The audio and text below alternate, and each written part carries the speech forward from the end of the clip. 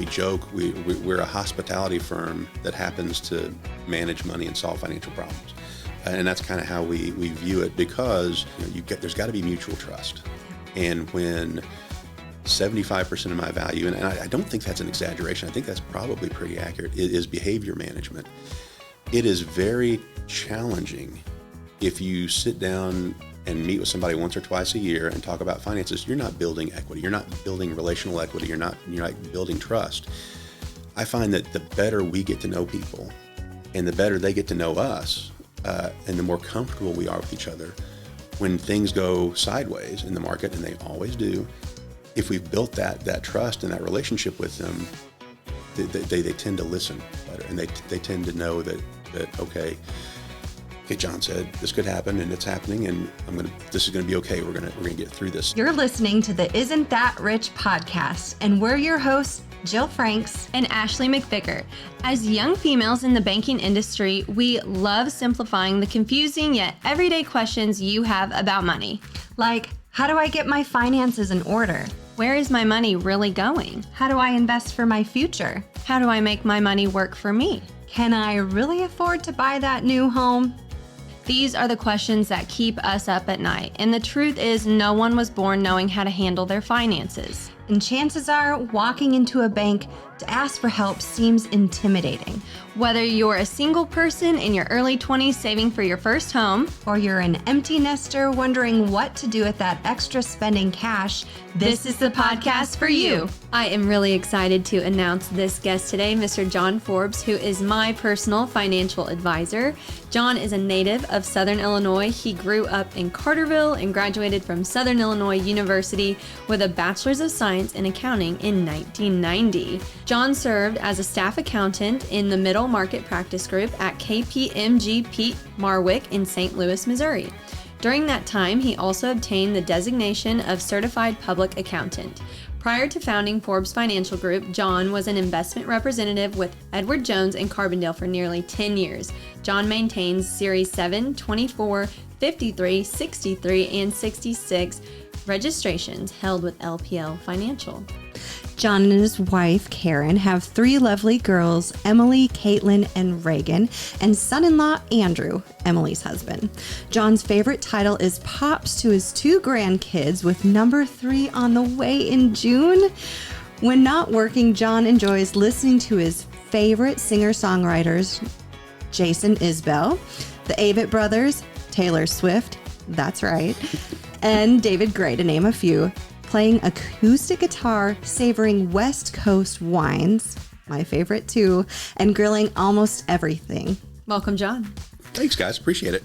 Well, let's talk about that wine real quick, because I think that's how you met John, and I brought you along. Well, Ashley was talking about she would go to her financial advisor's office and they would have a wine tasting, and my husband and I are big into red wines from Napa Valley, and she was like, well, you have to come with us to the next wine tasting. And so she invited me, and I got to attend and hear from you and meet you. So I'm really excited to have you on today. It really is a pleasure to be here.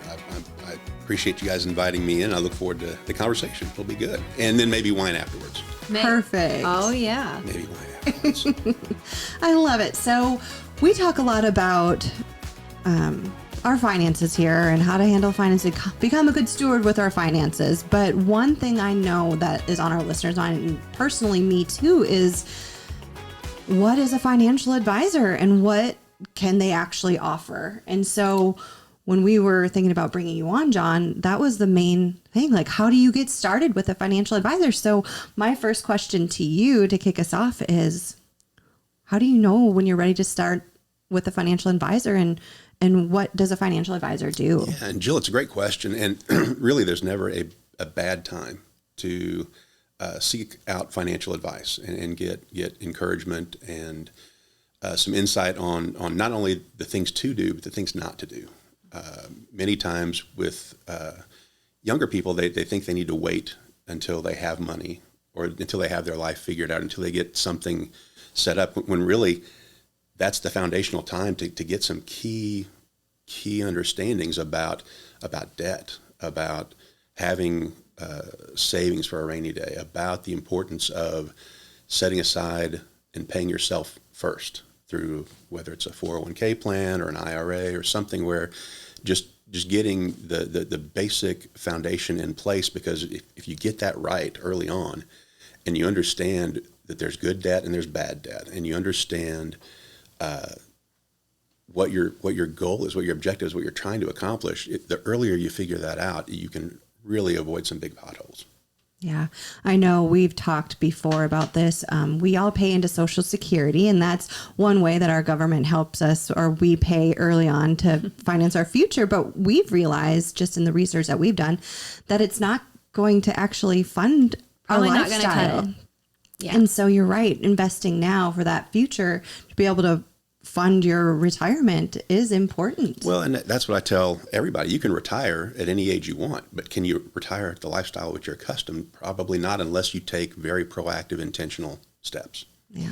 We've read in a book that the average, I think, income for somebody on Social Security today, and especially a woman, is like less than $18,000. Yeah.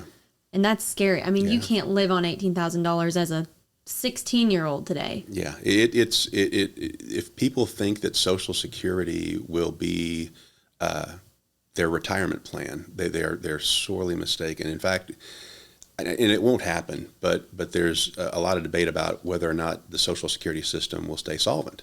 And it's funny, they project the date where it runs out of money to be literally when I turn 66. So it's like, well, great, this is ideal. So and they'll politicize it on both sides, and they'll scream and yell and holler and call each other names, and then they'll finally realize what they have to do to fix it. But Social Security is not enough for most people.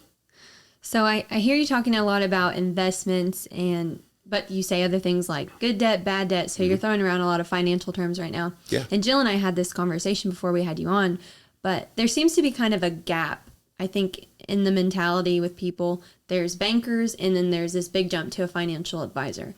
But can you kind of explain to people what you do more than just give people retirement accounts or set them up with a stock market? Because I know when I sat down with you, I was like 20 years old. I'm like, I don't know what I even know about money at all. Right. And you went through just a slew of questions with me, and really were my financial advisor, not just somebody trying to get me into the stock market. Yeah, it's most people spend more time planning a vacation than they do planning for retirement. And Wow. It's so important just to get a grasp. When I sit down with a client or a prospective client, the first thing I want to figure out is, what makes you tick? Tell me about your life. Tell me about what you do. Tell me about what's important to you.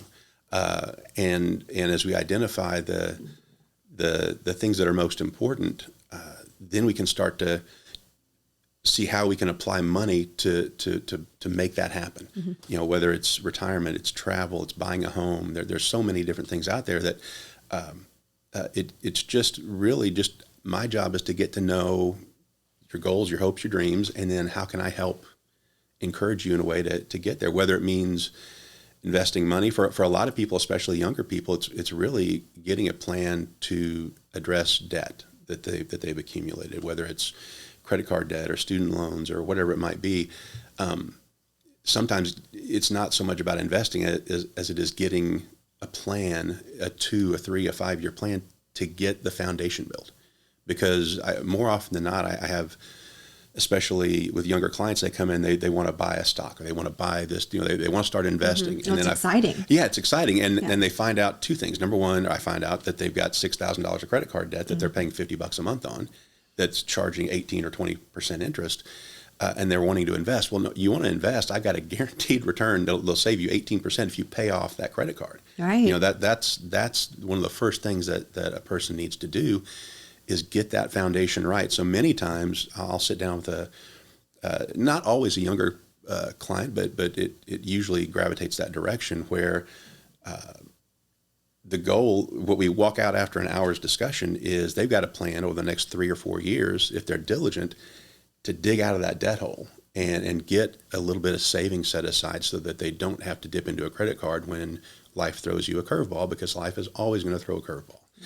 So those are the kinds of conversations we have early on, is just kind of getting to know the individual and get an idea of where they're at and where they're wanting to go. Go back to the vacation analogy. Most people don't hop in the car and then just take off driving or hop in a plane and take off. And then when they spent half their money, they turn around and start coming back. You have a plan. You know where you want to go. You've got the checklist of the restaurants you want to go to or the, what sites you want to see. Yet when it comes to retirement, most people don't know, how much do I need? When do I plan to retire? What's that going to look like? And so having those conversations and doing it in a way that's not overwhelming is what we really try to focus on. I love that, because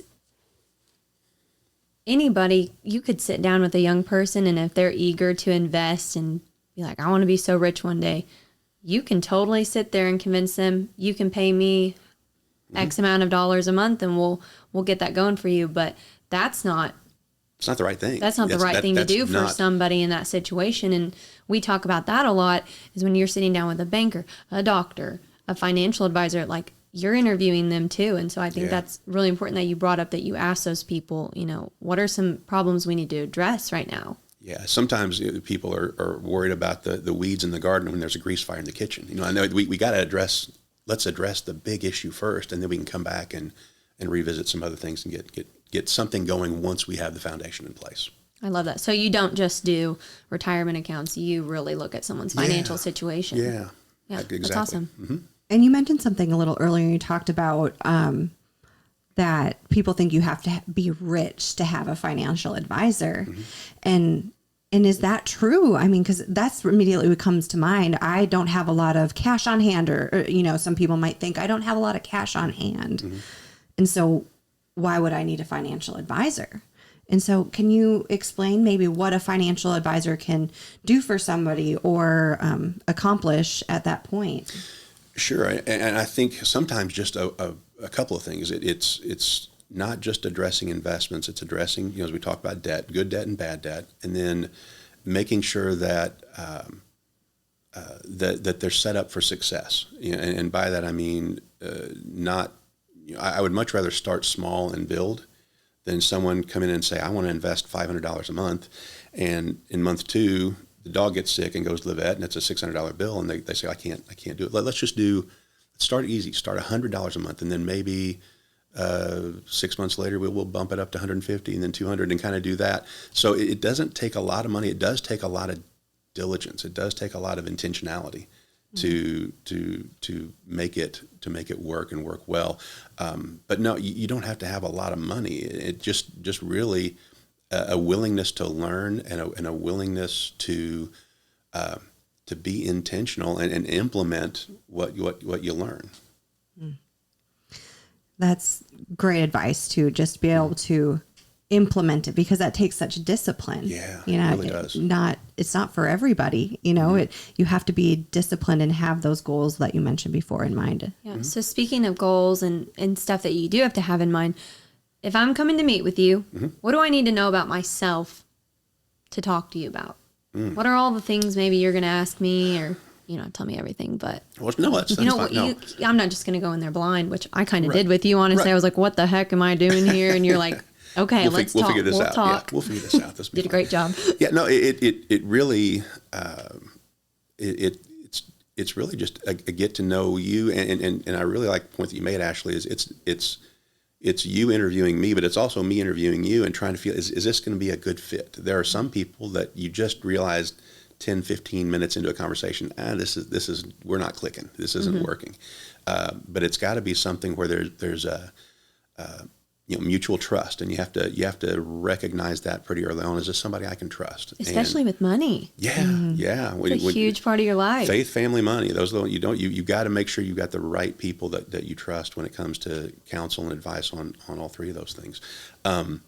But yeah, it's really just, it's a conversation. Tell me about yourself. Tell me about, have you had good experiences with money, bad experiences with money? Growing up, what were the money conversations that you had at the kitchen table? Was, I've got clients that'll come in and they came from situations where maybe the husband started a business and struggled, and financially it was difficult, and creditors were calling at dinner time, and money was something that caused a lot of anxiety. Well, that's good to know. Then we need to make sure that we're addressing as we come up with a plan. What's something that can lower or reduce your anxiety when it comes to money? What are some successes that we can have that you can build on and realize that, okay, no, I'm not in my parents' situation. I've got my own thing. So it really is figuring out what your relationship is with finances and money, and has it been a good experience, a bad experience? Have you tried investing before and failed? And if so, what did you learn from it? And those are the conversations that we build on. And it's true how you were raised and your relationship with money growing up. I mean, it shapes all your financial decisions. Oh, it does. Yeah. And if you experienced financial stability as a kid versus if it was chaos and struggling to pay bills and parents were fighting about money, there's a lot of that just kind of gets seared in, and some of it can be good and some of it can be really challenging, and we just have to take some time to figure out how you tick when it comes to money and what we need to do to get you on the right path. Right. It might influence how risky you are with your investments too. I just think of people with like a scarcity mindset or grew up where, money, they didn't have a lot of money. And now when I have some money, I made a little bit of money on my own, that I'm an adult and don't have all these stressors. Right. And I don't want to give this to you to let it scares the sit in an heck out of account me. and grow. Yeah. To lose volatile. any of it. So yeah. Yeah. And that is very common, whether it's somebody who's 18 or 68 years old or 88 years old, is when we talk about financial markets and things outside of just CDs and savings accounts, when we talk about things that have inconsistent returns, it can create a tendency to be too conservative. When they talk about the markets, the media, and I would love to discuss that before we get done about the media influence in the markets. But, the media uses, flashing red banners and everything is, hyper exaggerated when they describe things because they want to get your attention, and usually fear gets attention. And I tell folks, if you're walking up to an elevator and the buttons say surge or plunge, you're going to take the stairs. You're not even going to get on the elevator. Yet those are the kinds of terminology. That's the kind of terminology that the media tends to use because it's gripping. It gets your attention. Because they're making money from us consuming their media. Sure, Clicks, sure. right? Clickbait. We're all about that clickbait. It is something where financial media today, as well as news media, really, they don't exist to educate you. They don't exist to inform you. They exist to sell advertising. So good. Yeah. When you recognize that, it kind of makes things. It's funny when you watch financial media. They get all excited about the jobs report that day or this coming week. They're hyping something, and then it comes out, and usually the market's like, okay, well that was interesting. It very very rarely dramatically affects anything, but it's dramatically presented to get eyeballs. And it affects you. And it affects me because then clients call me in a panic, and Yeah. the jobs report came in at 126,000 instead of 119,000. It doesn't matter. I know. I had to turn my Yahoo Finance banners off my phone. So I was like, this is just my stocks are the toilet right now. I don't know. Like Do you feel like a therapist sometimes? I don't even know what the employment report even means. I just see it on my phone. And I'm like, this can't be good. They're sending me It's in red. Yeah, it's in red. It must be bad. Yeah. Yeah. But no, I bet you do feel like a therapist sometimes because you have to walk people off that ledge a lot of times when they get so riled up by what the media is saying. Well, That's scary. Honestly, and I think people maybe have a misunderstanding of even what in my opinion, what good financial advisors are about. I tell people about 25% of my job is investment management, and about 75% is behavior management. It is keeping people from getting too greedy when things are good or getting too scared when things are bad, and keeping focused on, let's focus on the path we're on. Let's focus on where we're trying to get, and don't let the noise affect things so much. So this is a really great segue to my question. Because people ask, why do I need a financial advisor? And we have opportunities on our own to do investments Absolutely. through TD Ameritrade, multiple different platforms. Tell us kind of the pros and cons maybe of me doing it on my own through an app-based service, or saying, hey, John, I want you to kind of take care of this stuff for me and Because you're a trained professional. I'm not. Right. I'm going to start with an analogy that I think I find most of the time when I open my mouth, it's analogy. So bear with me. I like analogy. But, Tiger Woods, famous golfer, he goes to a golf course and, he's got options. He could carry the bags himself. He could carry his own golf clubs if he wanted to. He could hire a college kid, pay him $50 and say, carry my bags. But he doesn't. He has a caddy, a professional caddy that makes a lot of money carrying the bags. And it's not because he makes the money carrying the bags.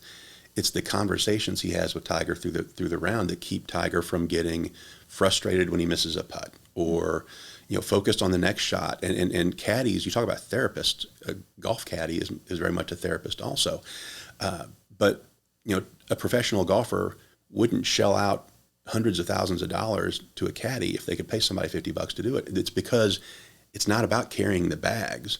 It's about navigating your mindset, navigating and making sure you stay focused on the plan.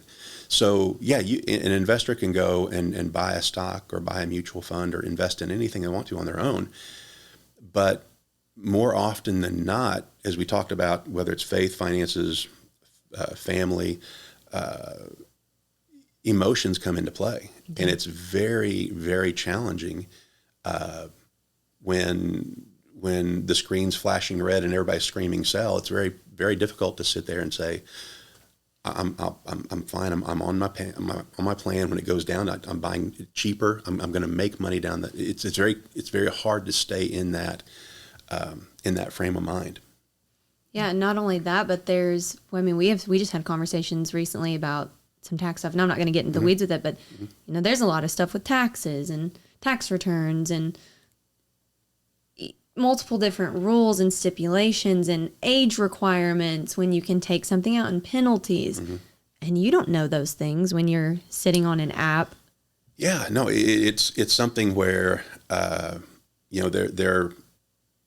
are do-it-yourselfers that can do it and do well when it comes to construction, when it comes to investments, when it comes to maybe not dental care, probably is not a good one, but there are things that do-it-yourselfers can do and do well. And sometimes investing is one of those things, but it is very, very challenging to have the tenacity and the intentionality of staying focused on a plan. It's one of those things where when the markets get crazy as they do from time to time, the human instinct, it's fight or flight. It's do something.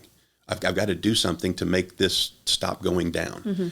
And I have that conversation more often than I'd like to, but it still adds value because when someone calls and says that, I say, let's walk this through. You want to get out now because things look ugly. And you're going to get back in when things calm down a little bit. I said, the market isn't going to wait for you. When things mm-hmm. calm down, the market could be 20, 30% higher, and then you're selling low and buying high. And I don't think that's the plan, is it? And then when you talk it through with them out loud, they more often than not, they're like, oh, no, that makes sense. I get mm-hmm. it.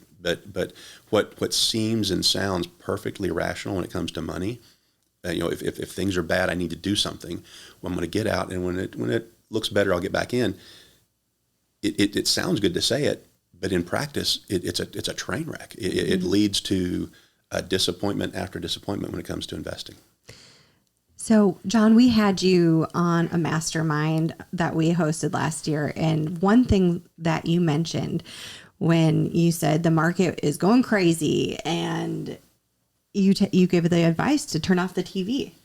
Yeah, I frequently challenge my clients, and they can. Many of them can tell you this because I've said it so many times. I will challenge clients to a 30-day news fast. Just stop, turn it off, don't watch it, and tell me what your mood becomes. Tell me what your blood pressure does. Tell me about how you enjoy going outside and spending time with your spouse or the grandkids or whatever. It comes from a place growing up, not so much growing up, but when my kids were young, very young, and we go visit my parents. my daughters would refer to the living room as the Fox News room because it was just on all day, and Dad was watching it, and Mom would watch it hour after hour. We had a Fox newsroom at my house too. Yeah. So I kind of get it, and it's not that I disagree politically, but that's exhausting, and it gets you focused on many of the wrong things, and you can idolize things and people that you probably shouldn't be idolizing, and get your talking points for the day. Mm-hmm. And that's kind of exhausting. So yeah, we definitely encourage people, whether it's on the left or the right, and that's great thing about working in Carbondale is I've got the whole political spectrum as clients, and there's a tendency to try to soak up and then regurgitate, and the thing that really drives me crazy from both sides is when they watch their political talking points on either end, and then come to me and tell me how that's going to affect their finances, and we should do something because of Trump, or we should do something because of Biden, or we should do something because, and I another phrase that clients are tired of, I'm sure, is money's not red, money's not blue, money's green.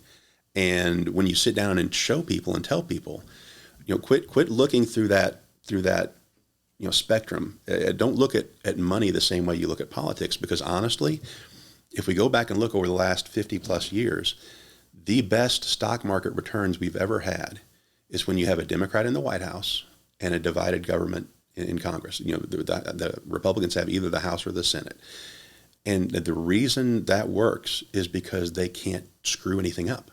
They're all fighting. They're all fighting. So it all just stays okay. So when it's all Democrats or all Republicans, the markets don't do as well as when there's divided government, because divided government, they call it gridlock in Washington, D.C. Main Street and Wall Street says hallelujah. They can't screw anything up. And that's when markets tend to thrive, is when you've got what we call divided government. I find that so amazing. Interesting. Yeah. Yeah. And it's so amazing because of the way the media and your political views make you think that you're right about a financial situation, but then there you have it, folks. Well, by the time it's on TV, it's gridlock. Yeah, gridlock. we love gridlock in the financial I'm gonna get a flag that says that. Make my stocks go. That's hilarious. That's right. Money's green. I love that. Money's not red. Money's not blue. Money's green. Yep. Right. Yes. Right. So you mentioned coming up with a plan with somebody that you're financial advisor. I want to kind of talk through, our listeners are all the way from in their late teens to their 40s. And so I wanted to just talk to you about what kind of advice that you would give somebody in their 20s, 30s, 40s, kind of go through maybe what kind of after you find out what makes them tick and yeah. What do you? Well, the first thing we have to figure out usually is, and I it sounds boring to keep saying it, but we got to make sure the foundation is right. We have to make sure the foundation is right. So let's get a plan for debt. If we've got the wrong kind of debt out there, let's address that. If the foundation is right, then we start talking about, okay, what are your short, intermediate, and long-term goals? And by short-term goals, I mean, what's something you're trying to get accomplished in the next year or two? For some people, it might be travel. Maybe they've got a vacation they've been looking forward to. They want to, okay, well, let's figure out how much is it going to cost? How much do you have available now? And let's not put it on a credit card. Let's save. How you got to save $150 a month for the next 12 months, and then you can do that. An intermediate goal might be buying a home. Okay, well, let's get your credit straight. Let's make sure that you're taking steps to get your credit right.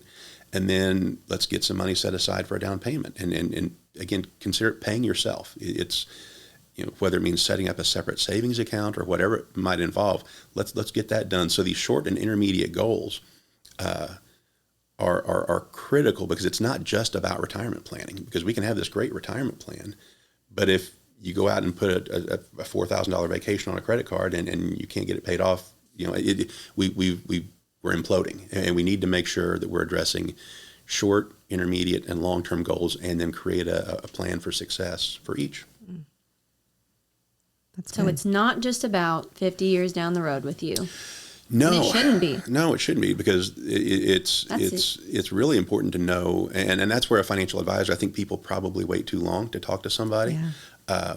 But before you have a chance to make a mistake, it doesn't hurt to get some counsel from somebody who can maybe point out a couple things you might not have been aware of. And it could be a team. It's having a financial advisor. It's having a banker that you trust. It's a lot of people, like to TurboTax their taxes, and that's great. I get it. But if you can find value in an accountant who can not just do your taxes, but say, oh, by the way, did you notice that you don't have a Roth IRA? Maybe that would make sense to set up a Roth and point you to the so this whole team of professionals can keep you from making big mistakes. And sometimes sadly that's, someone comes in after they've made the big mistake, and then they need help trying to patch that up. And if you just spend some time and we talk about how do you find a financial advisor? Well, is there someone as a family member? Talk to your friends. Who are they talking to? And I would always encourage people to talk to more than one person before making a decision about who you want to work with.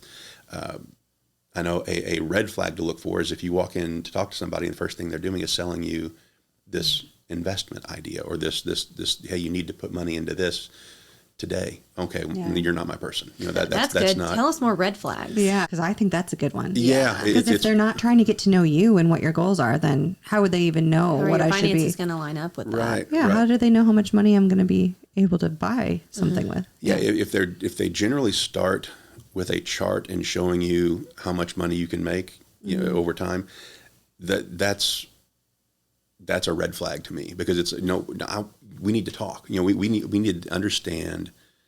You need to understand, if I'm a client, you need to understand my situation. And if you're not asking me those kinds of questions, that tells me you're not interested in me and my situation or my family's situation. Yeah. So that's what I mean. That 15-minute vibe.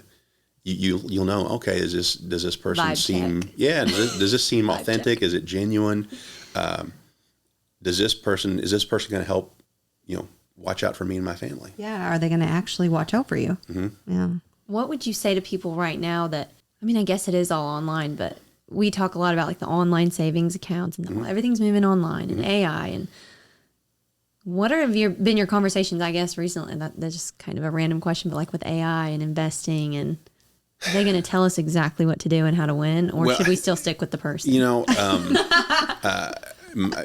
Funny AI it's a loaded story. Question. I don't know if you guys are Spotify folks or not, but I'm Spotify. And this week I got a little notice about my personal DJ. I don't know if you guys have gotten this notification yet, but it's a little notification on this, and it said, try it. And I hit it.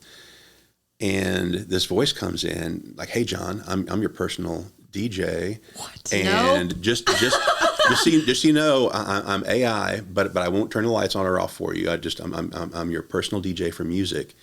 And this voice, this entity, will go and curate songs and play like 3 or 4 songs, and then come in and talk to me about them and about stuff I've been listening to, and I want to mix some new stuff in for you, and then throw in some new. And I'm like, oh my gosh, it really is crazy. It is crazy. So I think AI has some fantastic, amazing potential. I think it's going to change a lot of things. It's going to change the world. But at the end of the day, it's financial success is not investment management. It is behavior management. Right. Until AI can do that, I'm not going to get too worried about it. I think it's a useful tool that we can all leverage, and it'll make life easier in a lot of ways. But I don't know that counseling is going to be an area that's going to be in danger. Maybe it will. I don't know. But when it comes to whether it's marriage counseling, financial counseling, faith counseling, there's so many things that I don't think AI can grasp that very well. AI doesn't have a heart. Alexa comes on and says, your husband's right. Okay, first of all, that will never happen. Or she's like, sell the stock. Right. Sell. Yeah. Oh, that's so true. It's all behavior management. Yeah, it really is. And I liked what you mentioned in our mastermind too about what rate of return actually means. So, you talked about the average rate of return. I would love for you to speak about that a little bit too. It's one of those, I kind of stumbled onto this about 15 years ago, and I keep monitoring it. But when people talk about the stock market, if you look over the last 90 years or so, the average return's been about 10%. That's been the average. And I went back and said, okay, if it's averaged 10%, how many years have we had a normal year in the stock market? Yeah. And I define normal, if 10 is the average, I said, okay, how about between 8 and 12%? How many calendar years have we had a return that fell somewhere between 8% and 12%?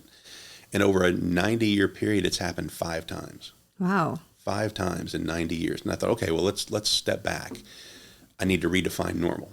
So if it's 10%, let's look at 6% to 14%. That's a pretty wide swath. 6 to 14%. Maybe this will capture it. Went back and looked. An annual return falling between 6 and 14% has happened 11 times in 90 years. Wow. So basically, 8 out of 9 years, the market's either up over 14% or up less than 6 or negative.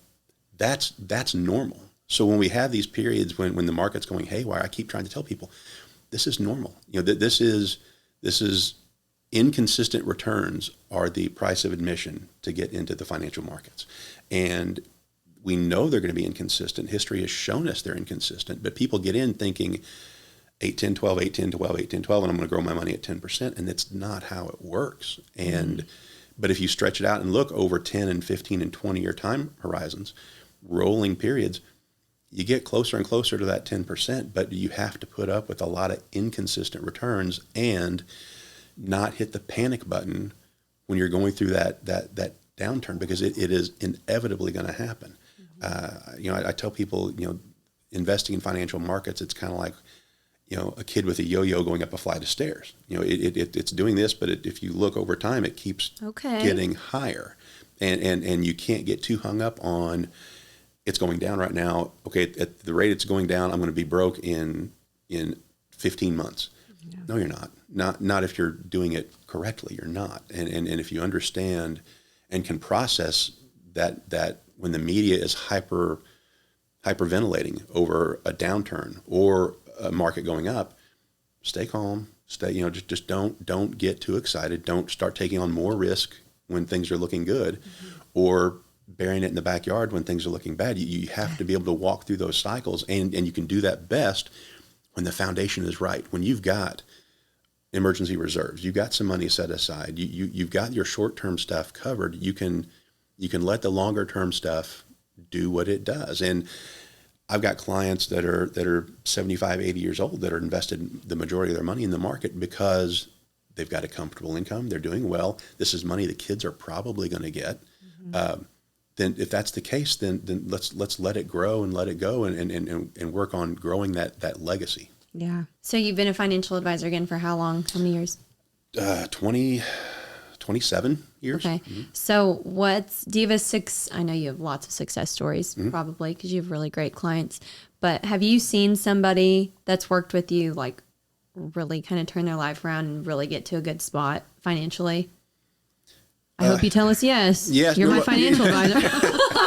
Yeah, no, as you were saying that, I was trying to think that the story that jumps out that was fairly recent and it was very impactful was a good client passed away. And his wife had already passed away, and his kids both live out of town. They were in town and came and we visited and talked and had a great conversation, really connected with both of them well. The son, he got this inheritance, and he had done a good job of saving, and he had some money already that he'd already accumulated. But he was working a job that he didn't really like, and living in a place he wasn't really happy with. And until we sat down and I explained to him, okay, with this portfolio you have now, and it wasn't just all inherited money, it was really about almost equal. I shared with him, here's the income you could be taking off of this portfolio now. And he just, his jaw dropped. He had no idea. And for him to step back and realize, he said, I can move. Yeah, you can move. You can sell that place. You can go live where you want to live. You don't have to. He told me what his income was that he was making. He could supplement his income if he wanted to work, but he didn't need to work. He was now working only because he wanted to, because financially he had no idea that what he had accumulated along with what he inherited would provide what it would provide. So just having that conversation, and you talk about, because when you said when you changed the advice, you literally, he got emotional thinking, I can move, and I don't have to work anymore. And it just was, it was very compelling, and it was one of those times when it's neat to be there when somebody realizes, hey, I can do something different now. I can do something better. So that was just something that happened kind of recently that was that came to mind when you said that. Well, and that's cool because it's just like we keep saying, no, until you sit with a professional like you that really you trust and they tell you, yes, it's okay, green light, you're fine. Yeah. You're like, okay, I'm moving to Colorado. Yeah, no, that is really, it's something that is one of the pleasures of working with my favorite clients tend to be fiscally conservative. They politically are all over the place, but the ones who make $1 and spend 80 cents and save, those are the ones, and they're I call them chronic savers. They save all to help them transition from saving and accumulating to it's okay to live and to spend it and here's a level you can spend at and still grow the money over time. Getting people to flip that switch can be kind of a challenge, but when they get it and they see it and they trust you, and it's not just a number that they pulled out of a hat, it's something that we've sat down and looked at and said this is what's feasible, and challenging people to enjoy life a little bit more is fun. It's fun to get to do that. Yeah, because that's kind of what I need. I need someone to say, okay, it's okay. You can spend this, or you have room. You can feel comfortable spending that. Right, because nobody wants to get to the age of 80 and then start trying to go swim and scuba dive. Well, and I think about, we have You these can totally do conversations. that at 80. I mean, I'm going to be doing that, but Yeah, well, we have these conversations all the time. And so in my mind, I'm like, oh man, I need to save every single penny. And Yeah. it scares me almost to where, so just having somebody there to reassure me. Yeah, you can generally, if you are diligent and if you have a plan, so I keep coming back to, if you've got a plan, you can rest confidently in that plan, because if you've got a plan, because it would drive me crazy. I'd have clients say, well, the market's down, I'm going to have to work another year. No, you don't. No, remember the plan. The plan wasn't contingent on where the Dow Jones Industrial Average is going to be on the day you retire, because it'll be different the day after you retire. Don't know if it's going to be up or down, but it's going to be different. But if we have the plan and we know, we sit down and as a planner, we sit down with a client and assess, okay, here's the income range that I think we can draw. We use that range, and I encourage people to gravitate toward the bottom end of that range. So we've got a little bit of flexibility that if the market throws a curveball, if you're taking a 4% distribution off of your portfolio and the market gets beat up and now you're taking a 5%, well, but that's temporarily, that's still feasible. We can do that. One of the scary things I had happen was a client that came in, she retired. Her husband had retired several years before and had passed away subsequent to that, but he retired back in the late 90s. And again, I feel like I need to pop my dentures out and talk about talk about the 1900s for a minute if we can. But he retired back in the mid 1990s, and you probably don't know, but at that time the stock market had several good years. Al Gore invented the internet, and things were really doing great. And this financial advisor that he met with told him that he could take out 12% a year out of his portfolio, because the market's going up 20% a year. You can take out 12% and sustain. Well, he got about a year and a half into retirement, and we had the dot-com crash. The crash. Yeah, back in 2000, where the market dropped about 50%, the NASDAQ did, and the S&P was down dramatically. And he was taking out 12%, that was now taking out 24%, because the market, he had him fully invested in the market, which most people shouldn't be. Everyone's situation is different. But he ran out of money in 4 years. Ran out of money. He retired, ran out of money in 4 years, and then later passed away. And when his wife retired, she came to me and told me that what had happened. And we've got her set up on a plane. She's doing great. It's fine. But yeah, you have to be able to live within a certain means. And if you can live within that means, you'll be fine when the market does whatever the market does. Yeah. So that's neat. So even when you're retired and you start to draw, because I mean, I guess I knew this, but you're not just taking out this huge chunk of money. It's not like you retire. You're not shutting John Forbes down. It just goes into a bank account. I know what you're saying. You're drawing, but it's still growing. Well, and that's one of the jokes we use is when you retire, it's still okay to buy green bananas. We need to plan for time. Don't panic and when the day I retire, I've got to have this together. No, most people, we need to plan. If they're retiring at 65 or 70, we need to plan for 25 years at least. So do the financial markets, do owning equities in one way, shape, or form still make sense for somebody that's 70 years old? Absolutely. Absolutely it does. So we want to have be a little less aggressive than we were in your 50s or in your 40s or in your 20s. But it still makes sense to own a part of some of the most amazing companies on the planet. It still makes sense. John, we definitely need to have you back. I know. On our podcast. I think we could just dive even deeper. I'm sure. Mm-hmm. I mean, you have all these series, 22 million different types of certifications. And so I'm sure you could easy just tell us five trying things. If you stay at a Holiday Inn Express, you can get them. That's Okay. They're not that hard to get. But yes, they are. Well, John, where can anybody find you if they want to reach out to you and talk to you about their financial situation or about investing or just sit down? Yeah, well, Forbes Financial I don't even know what my website is. Forbes Financial. They can just type it in Murfreesboro, Illinois. Carbondale. Carbondale. But yeah, Forbes Financial Group is the business, the firm, and yeah, they could give me a call, and if they mention that they heard it here, I'll give them a 20-minute Ask Me Anything. It's a 20-minute, no charge. Just come in and they can sit down, and if nothing else, I might be able to give them 2 or 3 key pointers on next steps for that's them. Incredible. So yeah, I'd be glad to do that. And I want to hear just really quickly because my favorite thing about when I met you, John, was the wine tasting. So what all do you have going on at Forbes Financial? Because you really get involved with your clients. We do, and it's, we joke, we're a hospitality firm that happens to manage money and solve financial problems. And that's kind of how we view it because, getting back to that question initially, Ashley, about, there's got to be mutual trust. Yeah. And when 75% of my value, and I don't think that's an exaggeration, I think that's probably pretty accurate, is behavior management. It is very challenging if you sit down and meet with somebody once or twice a year and talk about finances. You're not building equity. You're not building relational equity. You're not building trust.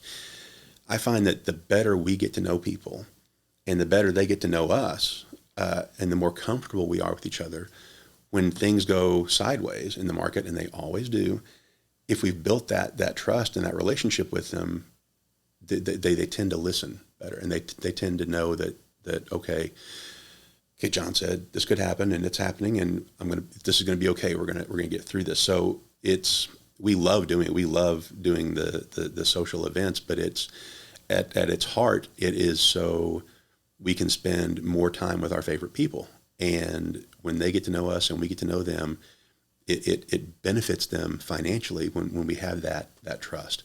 A lot of financial offices kind of work like a dentist. Yeah. You go in every 6 months and have an awkward conversation with stuff shoved in your mouth, and then you leave and you got a toothbrush and I guess I'm okay. There's that mindset exists in a lot of financial offices, and we are very intentional about our tagline is "Together we can do more." And it speaks to so many levels. Together, you and I as a client, a financial advisor, we can do more. Our tribe of clients, they one of the things I've found is, especially with people when you retire, it's hard to meet friends. I mean, you make friends at church, you make friends at work, and when you retire and you lose that connection, it's hard to develop new friendships. And that's one of the most enjoyable parts of what we do. Is we started doing these events and the wine tastings and We do nature walks. We've got somebody from the Department of Natural Resources that does a nature walk and points out birds and trees and plants and stuff I don't know anything about. But people love to go on these nature walks, and then we'll go down to the lodge and have lunch afterwards. And we've got clients that now make sure, if they're coming to an event, they call another client that they met through one of our events. Are you going to this? Yeah. Okay, well, I'll meet you there. And one of the neatest things is when we get on Facebook, clients will take a picture at a restaurant with another couple, and they met through our office and through our connection, so that together we can do more. We really try to live that out well and be a source of encouragement for our clients. And the only way you can do that is not by sitting down with them twice a year. It's by getting to know them and what's going on in their life and how we can spread a little sunshine. That's so true. Mm-hmm. That's so true. So good. AI can't do that. No. Not yet. Not yet. Not yet. If there was one last thought you would want to leave today with our listeners, is there any kind of last tip or what would you want to leave with our listeners? Get a Roth IRA. No, I'm gonna Build your foundation. I'm gonna stick to the 30-day news fast. I think if I'm gonna give somebody some advice, it's gonna be, my wife said this thing the other day, and it blew me away. Nothing changes if nothing changes. And I don't know where she heard it, but when she said it, I'm like, oh my gosh, that is a lot deeper than I expected it to be. And it's true. Nothing changes if nothing changes. If you're frustrated, if you're anxious, if you're doing, and you're sitting there, and the first thing you're doing when you're waking up in the morning is popping on your phone and checking the news and seeing the financial markets or even just the headline news of the day, it can't help but make you wound up and anxious. I don't know anybody that reads the news and like, whew, okay, that feels better. I'm glad I did that. But go for a walk, go out, play in the dirt. My wife loves to plant stuff and just play in the dirt. Do stuff like that instead of sitting in front of a laptop or sitting in front of the TV or having your nose in your phone. Just go out and see if that doesn't make your outlook on things a little bit brighter. It's not being ignorant. It's just stop the noise for a little bit and see what happens. That's great. That's so true. Well, thanks for being with us today. Yeah. Enjoyed it. Thank you so much. You're very welcome. I hope we do get to have you on again. I would love to do it again. Love to. All right. Thanks. Thanks for listening, everyone. So, Jill, where do we go from here? Be sure to check out our show notes for this episode, and also be sure to follow us on social media and subscribe to our newsletter. We'll see you next week. See you next week.